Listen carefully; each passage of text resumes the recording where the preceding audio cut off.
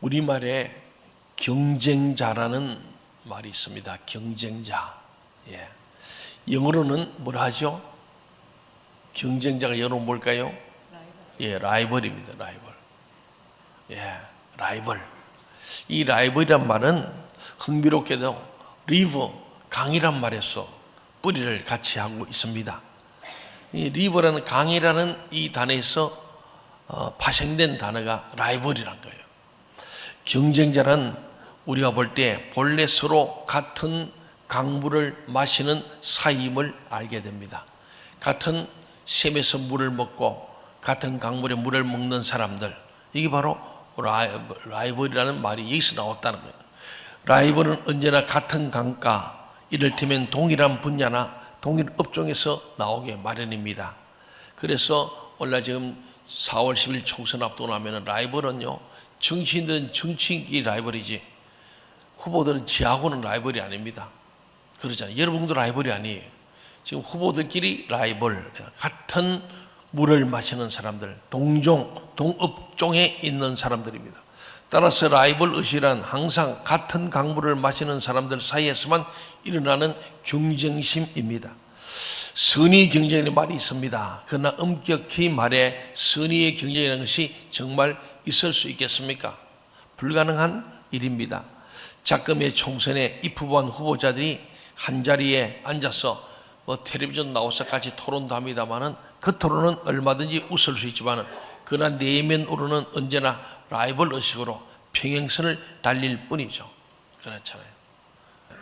이게 이제 경쟁이라는 거예요. 경쟁. 참 경쟁이라는 것은 치열합니다.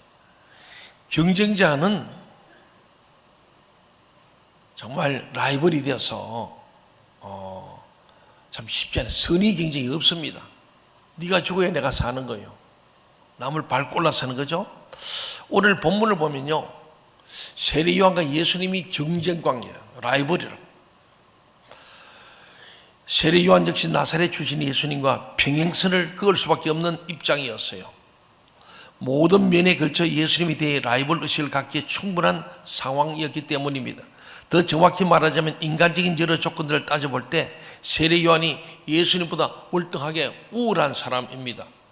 그 원인이 뭐냐면 우리는 예수님이 당연히 세례 요한이 잽이 안 된다지만은 이 당시에 사람 볼 때는 세례 요한이나 예수님은 다 인간이요.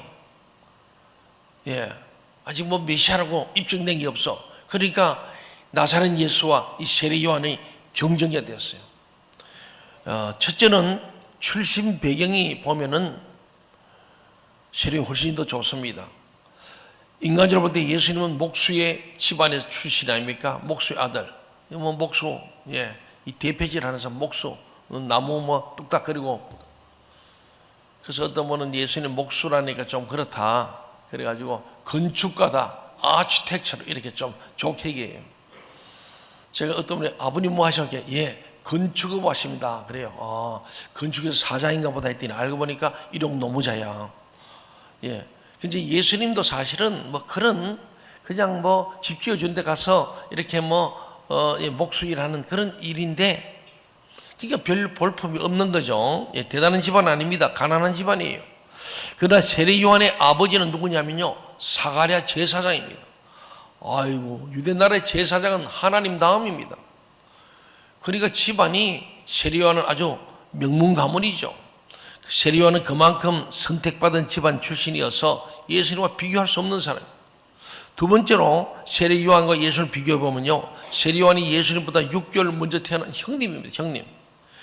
유대 나라는 우리 유교처럼 유교와 유대교는 비슷한 점이 많은데 유교보다 더 강력한 장유 유서 제도가 있는 데가 유대교입니다. 형님 하면 끔뻑 죽어야 돼요. 형님. 예.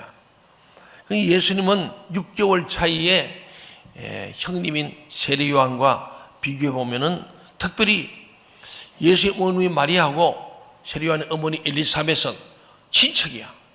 그 외가 쪽으로 아마 이종 사촌 형님 동생 이런 관계로 보면 좋습니다. 외가 쪽으로 형님 동생이에요. 세 번째, 세례 요한은 오랜 기간 경건의 훈련을 거친 사람. 모든 사람 볼 때 세례 요한은 검증된 사람이에요.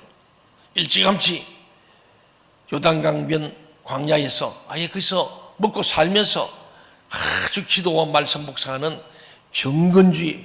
그래서 그분이 설교하면은 예외 없이 와서 회개하고 꼬꾸라져 가지고 세례받게 되는 거예요. 세례는 누구냐?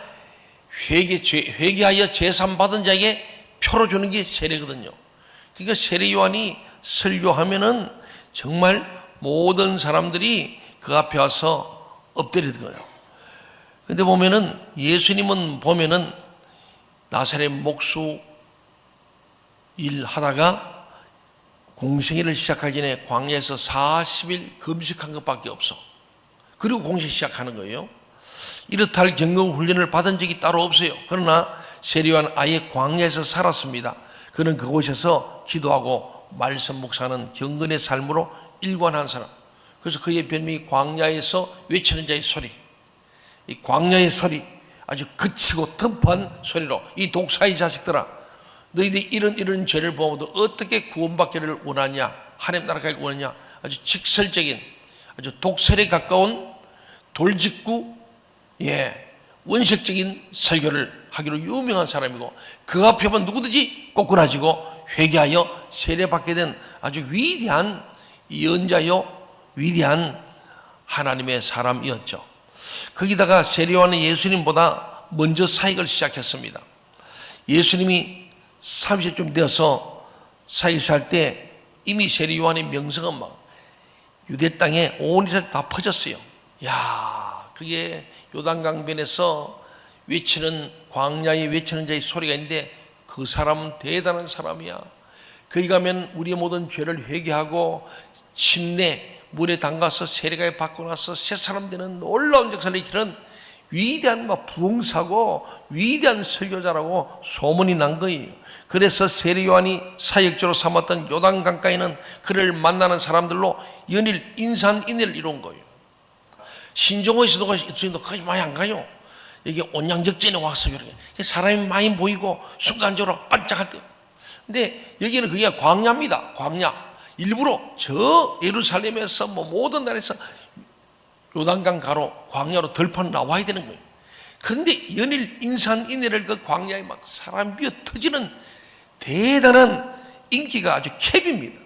세례 요한의 설교 들으면은 막 죄를 자복하고 세례 다 받는 거예요.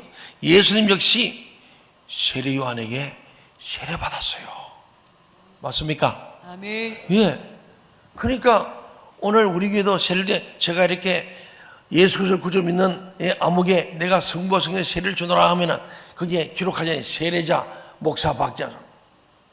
이게 그 관계가 사제지간처럼 말이죠. 부모 자식, 영적 부모 자식이에요. 세례 요한이 예수님 세례를 줬다. 이거는 세례 요한이 훨씬 높다는 거예요. 권위자는 뜻 아닙니까? 그러니까 이게 세례 요한하고 예수님을 비교하면 라이벌이 안 돼. 게임이 안 되는 거예요.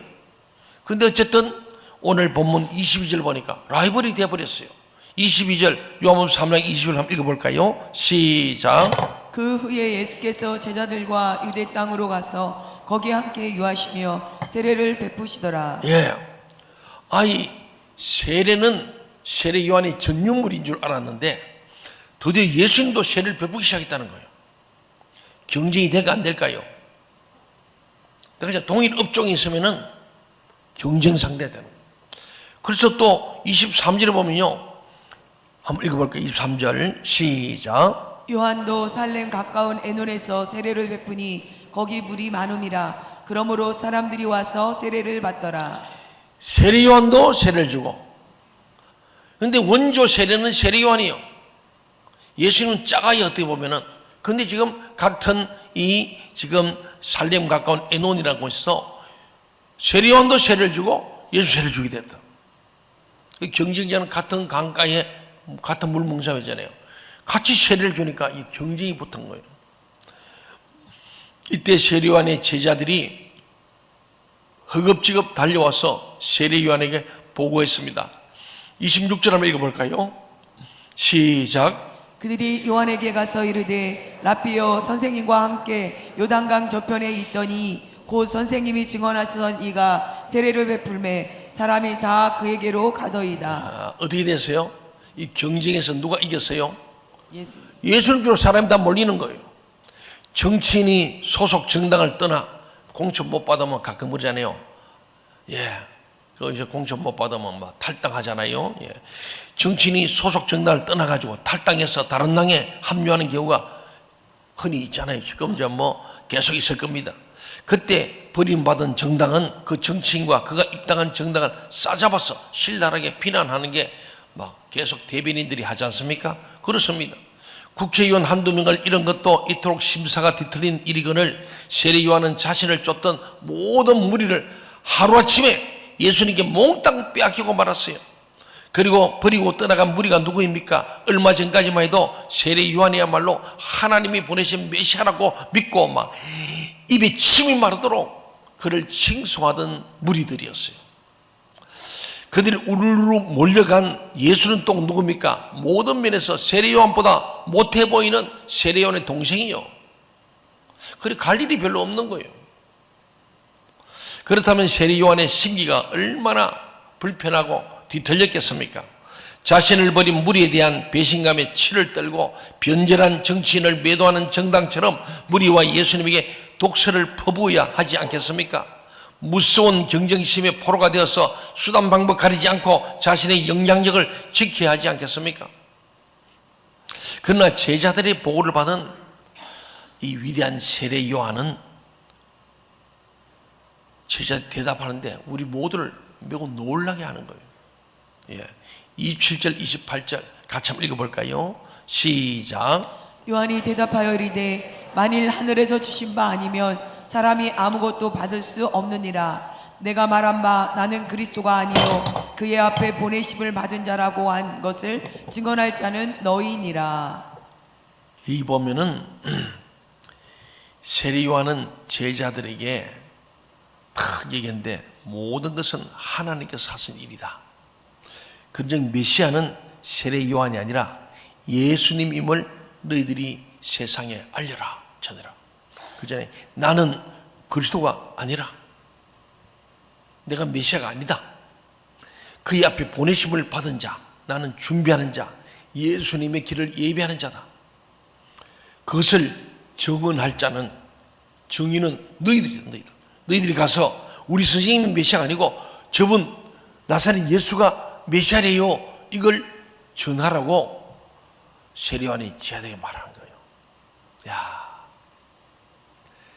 뭐 가서 데려오든지 못 가도록 막든지 뭐 그러지 않겠어요? 근데 오늘 세례자 요한은 놀라운 대답을 한 거예요. 하늘에서 주신 바가 아니면 사람이 아무도 할 수 없다. 이는 하나님 하신 일이다. 그동안 내게 몰려든 인산일로 이 사람들이 이제는 예수를 갈 타이밍이다. 때가 됐다. 나는 그리스도가 아니고 그가 그리스도임을 너희들이 가서 전해라. 그런 말씀입니다. 세상 사람들에게 더 이상 세례 요한을 찾지 말고 오직 예수님만 따라서 전하라는 말이었습니다. 나아가 그것은 너희들 역시 이제부터 나를 따르지 말고 예수를 따르라, 예수의 제자되라는 권유이기도 했습니다. 세례 요한의 말을 이해하지 못한 채 의안이 벙벙해하는 제자들에게 요한은 다시 입을 열어서 비유를 말합니다. 29절 말씀이죠. 같이 한번 읽어볼까요? 29절 시작. 신부를 취하는 자는 신랑이라. 서서 신랑의 음성을 듣는 친구가 크게 기뻐하나니 나는 이러한 기쁨으로 충만하였노라. 들러리라는 게 있잖아요. 예, 신랑의 들러리가 있는데 신부는 누구를 취하는 거예요? 신랑을 취하는 거예요. 근데 만약에 들러리로 따라갔던 이 흑심을 품은 신랑 친구가 신부를 낚아채락하면 되겠습니까? 그런 얘기입니다. 신부를 취하는 자는 신랑이나, 그렇지, 신랑이 그 신부를 취하는 거예요. 서서 신랑의 음성을 듣는 친구들, 들러리 서는 친구들은 내 친구 저 이쁜 신부를 취했구나. 그래서 들러리로 간 친구들이 함께 막 마치 자기가 신부를 얻은 것처럼 기뻐하는 것이 당연하지 않냐. 나는 이러한 기쁨으로, 그와 같은 기쁨으로 충만하다. 예, 내 친구가 좋은 신부를 얻어서 막 결혼에 꼴이 난 걸 볼 때 너무 친구로서 기쁘다는 그런 마음이 내 마음에 충만하다. 그렇게 얘기한 거예요. 제자들과는 달리 세례 요한은 무리가 자기 대신 예수님을 쫓는 것으로 인해 그 마음에 기쁨이 충만했다. 다 빼앗겼는데 이제는 자기는 준비자로서 사명이 끝나고 드디어 이제는 주님의 때가 왔다. 자기는 페이드 아웃하고 예수님이 페이드 인하네. 나는 무대에 사라지고 이제는 예수님 무대에 등장하는 타이밍이다. 그것을 인지하고 인정하고 그것을 입으로 시인하는 세례 요한입니다. 이것은 세례 요한의 진심이었죠. 그는 우리와 똑같은 성정을 가진 시기, 질투, 경쟁심인 인간입니다. 우리 모든 살아있는 사람은 시기하고요, 질투하고 경쟁합니다. 동의하십니까? 아멘. 오늘 오늘 윷놀이 보세요. 난리 납니다. 뭐다 아니다 기닥하고 떠들지요. 막 말 쓰면서도 막 더 갔다 하나 더 갔다 덜 갔다 그러고 말이요. 된다 안 된다 그러고 난리입니다. 네. 하여튼 경쟁이란 거 승부가 붙으면은 우리 본성이 다 나와. 그래서 사람을 알려면은 좀 근사한 거는 같이 여행을 한 일주일에 보면 그 사람 다 본성이 나온다. 예. 생선도 사흘이면 냄새나고 손님도 사흘이면 냄새난대요.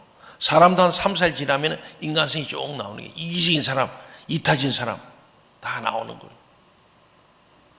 예, 뭐 윷놀이도 마찬가지야. 뭐 해보면은 막 눈이 벌게가지고 막 1,000원짜리, 10,000원짜리 하면서도 대단한 거예요. 예, 서로. 예. 근데 보면은 정말 이 세례 요한은 우리가 똑같은 성질을 가진 인간인데 이 시기심, 경쟁심이 왜 없겠습니까? 그런데 진심으로 기뻐하는 것은요, 그는 예수님께서 진리시라는 질과 진리와 생명이라는 것을 아는 거예요. 아멘. 진리는 경쟁의 대상이 아니라 절대 수용해야 할 삶의 목표임을 분명히 알고 있기 때문에. 아멘.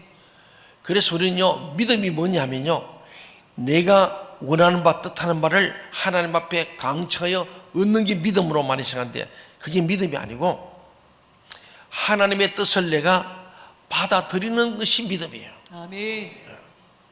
그게 내 뜻대로 마시고 아버지의 뜻대로 원대로 되기를 원하는 것이 진짜 믿음이에요. 아멘. 우리는 예수님이 눈에 볼 수 없는데도 그 예수가 2000년 전에 이 땅에 오시고 나를 십자가에 죽으셨다는 것을 받아들이는 것이 믿음이에요. 아멘. 그게 구원받을 믿음이죠. 아멘. 내가 부자 되기 위해서, 국회의원 되기 위해서, 출세하기 위해서 막 하나님을 이용하고 하나님 나 도와주셔야 돼. 안 도와주면 가만히 둘 거야. 막 엄포치고 공갈 협박 이런 게 아니고 우리의 믿음은 하나님의 뜻이 내 마음에 들어와 이루어지고 하나님의 말씀이 내 마음에 받아들여지고 수용되는 거, 이게 믿음이죠. 세례 요한은 그런 믿음이 있기 때문에 진리를 경쟁의 대상이 아니라 내가 수용하고 그분을 앞에 세우고 나는 이제 비춰줘야 될 것을 아는 거예요. 진리는 경쟁의 대상이 아니라 절대 수용해야 할 삶의 목표임을 분명히 알고 있다. 그래서 너는 무엇을 먹을 입을까 마실까 염려하지 말고 너희는 먼저 그의 나라와 그의 의를 구하라. 그리하면 무엇을 먹을 입을까 마실까를 내가 더해 주겠다. 아멘.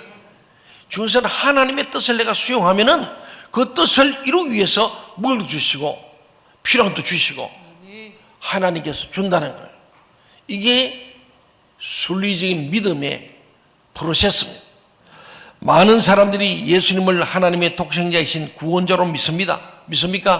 아멘. 예, 그래서 자신들의 뜻과 계획을 이루는 데 필요한 구원자, 우리를 건져줄 자이신 예수님께서 지닌 하나님의 능력과 권능을 간구하는 거예요. 하나님 전능하시지 않습니까? 나 고쳐주세요. 나 살려주세요. 나 부자 되게 해주세요. 합격하게 해주세요. 우리가 그렇게 기도하지 않습니까? 하지만 그들 중 대부분은 하나님의 독생자이신 예수 그리스도께서 진리심을 망각하고 있습니다. 예수가 진리임을 망각한 자의 결과는 어떠냐? 그분의 능력만을 필요로 할 뿐 그분의 삶을 본받으려 하지는 않습니다. 교회는 열심히 다녔는데 기도도 많이 하고 믿음도 좋은 것 같은데 예수님을 전혀 안 닮았다. 그런 사람이 뭐냐? 바로 진리신 예수를 믿지 않고 자기 욕망을 채우는 수단으로 예수를 하나님이 이용하려는 거예요. 예수님께서 구원자이심을 믿는다는 것과 예수님께서 구원자이신 동시에 진리이심을 믿는다는 것은 그 결과가 동일하지 않습니다. 세례 요한을 버리고 일거에 예수님께 몰려갔던 그 거대한 무리는 예수님께서 구원자로 행하시는 갖가지 표적을 보고 열광했습니다. 그들은 예수님께서 그 놀라운 권능으로 질병과 가난의 문제를 해결해 주시고 해결사 로마의 압제로부터 자신들을 해방시켜 주시기를 갈망했습니다. 그들은 예수님이 진리라기보다는 예수님이 자기의 행복을 가져다 줄 하나의 도구, 통로라는 생각했죠. 그러나 그들은 예수님께서 진리심을 알려하지 않았고 예수님을 닮아가는 삶이 닮아가려고 하지 않았습니다. 그 결과 그들은 그들의 기대에 부응해 주지 않는 예수님, 자기 뜻대로 안 되니까 예수님을 십자가에 못 박아 죽여버린 공범이 된 거예요. 그와 같은 자들에게 세례 요한이 누렸던 충만한 기쁨이 있을 리가 없어. 진리를 알고 진리 안에 자유하여서 자기의 인기를 다 주님께 돌려보내고 자기 제가 돌려보내고 난 뒤에도 오는 그 기쁨, 이젠 내 사명을 다했다. 주님 오심을 예비하는 자로서 예비를 잘해서 이제 드디어 주님이 드디어 등장하시고 그 주님의 복음을 듣고 주님이 높아지는 이 사건을 보고 기뻐하는 참된 진리로부터 자유함을 얻는 세례 요한의 기쁨이 이 많은 군중들 오클로스 무리들은 누리지 못하고 자기가 원하는 바 행복을 추구하다가 안 되니까 예수를 십자가 못 박아 죽이라고 소리치는 이 무리들. 여러분 교회에 오는 무리가 되지 마시고 제자가 되어야 합니다. 아멘. 진리라는 세례 요한 같은 제자가 되어서 나는 죽고 예수로 사는 사람이 되어져야 진짜 예수 믿는 거. 우리 오늘 장학생들 여러분 그렇게 되길 바랍니다. 아멘. 진리를 알아야 됩니다. 그렇죠. 진리를 한 글자로 표현하면 참이라는 거예요. 참. 대전신학대학교에 그게 교훈이 그래요. 참, 암, 삶. 예. 참, 암, 삶. 예. 참, 진리를 알고. 암, 지식이죠. 삶, 살해. 참, 암, 삶. 예. 그 세 가지더라고요. 참 좋아요. 우리는 진짜로 진리, 참을 아는 게 너무 중요해요. 진리란 참된 것입니다. 바꾸어 말하면 진리 아는 것은 모두 거짓이거나 헛것에 지나지 않습니다. 참된 것과 거짓된 것의 분기점은 뭐냐면 생명이 생명. 생명이 있나 없나가 중요합니다. 생명이 있어야 돼요. 생명이 없는 것은 무정란과 유정란처럼 생명 없는 것은 생명을 낳을 수 없는 거예요. 생명을 낳지 못하는 것은 거짓이고 헛것이라는 거예요. 진리는 생명을 낳습니다. 영원한 생명과 무관한 것은 그 무엇도 참될 수 없습니다. 영원한 생명에서 벗어난 것은 결국 헛되거나 거짓된 것일 수밖에 없습니다. 이 사실을 누구보다 잘 알고 있던 세례 요한은 무리가 자신을 떠나 예수님을 쫓는 것을 기뻐했을 뿐만 아니라 위대한 신앙 고백까지 곁들인 거예요. 그걸 요한복음 3장 3절 말씀이에요. 같이 한번 읽어보겠습니다. 시작. 그는 흥하여야 하겠고 나는 쇠하여야 하리라 아니라. 제가 초등학교 4학년 때 이 성경을 읽다가 오늘 본문을 읽으면서 저는 깜짝 놀랐어요. 충격이었죠. 야, 세례자 요한이 어떻게 예수님께 이 모든 걸 양보할 수 있을까? 거기다가 결론, 그의 신앙 고백은 그는 흥하여야 했고 나는 쉬어야 하리라. 저는 그 초등학교 4학년 때 이 말씀 잊을 수 없었어요. 야, 예수께서는 주님은 흥하게 하고 나는 쉬어야지고 나는 사라지는 거구나. 야, 나는 죽고 예수로 사는 사람들. 이게 진리라. 여러분은 예수님께서 이 진리를 위해서 나는 죽고 예수는 흥하고 나는 쉬한가? 신앙생활에서 내 이름 석자 때문에 이거 우리 교회가 나를 알아주지 않는다고, 나 칭찬 안 한다고, 그래서 섭섭할 때가 있잖아요. 우리 그걸 고쳐야 됩니다. 주님의 이름만 높아지고 교회만 높아지고 나는 사라져야 돼요. 한번 교수 따릅시다. 예수는 흥하여 하겠고 예수는 흥하여 여겼고 나는 쉬하여 하리라. 나는 쇠하여야 하리라. 예. 주님을 위해서면 내가 죽을 수 있어요. 아멘. 주님 위해서면 나는 사라져야 돼요. 아멘. 세례요한 같은 이 마음이 진짜 거듭난 인간이고 성숙한 신자고 하나님 나라와 어른 천국 시민의 모습이 바로 이 모습이에요. 세례요한의 고백은 100번 타당한 거고 우리도 이 고백을 해야 합니다. 아멘. 그는 예수는 깔아뭉개고 나만 높아지려고. 그러니까 진리가 우리를 자유케 하지 못합니다. 이처럼 진리를 위해 스스로 쇠하여짐으로 더욱 흥왕한 진리 속에 거했던 세례 요한. 그는 2000년이 지난 지금도 진리와 더불어 오늘 이렇게 살아서 우리가 말씀의 주인공으로 나타나게 된 줄로 믿습니다. 아멘. 하지만 자신의 허상을 지키려 예수님을 경쟁 상대로 몰아 십자가에 못 박았던 제사장들, 장로들, 서기관들, 예수님의 능력을 이용하여 허망한 자기 욕망만을 채우려던 그 무리들, 수많은 군중들, 그들은 자신들이 죽음과 더불어 모두 소멸하고 말았습니다. 흔적도 없어요. 동의하십니까? 아멘. 세례 요한은 자기는 쉬어야 했지만 쉬하지 않고 하나님이 그를 승하게 하십니다. 자기들이 흥하고 싶었던 대상 장로들, 서기관들, 무리들은 결국 죽음과 동시에 소멸하고 말았습니다. 자기를 의지했던 그들의 삶은 그야말로 헛것이기 때문에 여러분 우리는 헛것을 쫓아가면 됩니다. 그런데 오늘 우리는 말씀합니다. 오직 지혜로운 자만 주님의 음성을 쫓는 거예요. 지혜로워야 됩니다. 세례 요한은 지혜로운 자이기 때문에 진리를 알았고 예수님을 알았고 그래서 이제는 그분을 다 내 죄다 보내주고 나는 살아야 될 시간이다. 때를 아는 거예요. 자기의 이제 유효기간이 언제인지 알고 예수님께 완전히 몰빵해가 다 밀어주셔. 그는 흥하여야 있고 나는 쉬어야라. 너희들 이제 가서 그분의 제자가 되거라. 나를 따르지 말고 그분을 따라야 진짜 진리가 있고 생명이 있고 구원이 있다. 그래 말씀. 여러분 그릇이 얼마나 좋겠어요. 사랑하는 여러분, 베드로전서 1장 24절 25절에 보면 그러잖아요. 같이 한번 읽어볼까요? 예, 시작. 그러므로 모든 육체는 불과 같고 그 모든 영광이 풀의 꽃과 같으니 풀은 마르고 꽃은 떨어지되 오직 주의 말씀은 세세토록 있도다. 예, 다 육체가 풀과 같고 영광도 풀의 꽃 같아요. 대통령을 한무하고 국회를 한무하고 시장 한무하고 다 떨어지는 것이다. 시들고 떨어지고 사라집니다. 수많은 대사인과 장로들, 서기관들이 그렇게 자기들의 권력을 유지하려고 예수를 잡아 죽이려고 예수가 라이벌이 된 거예요. 같은 업종이니까.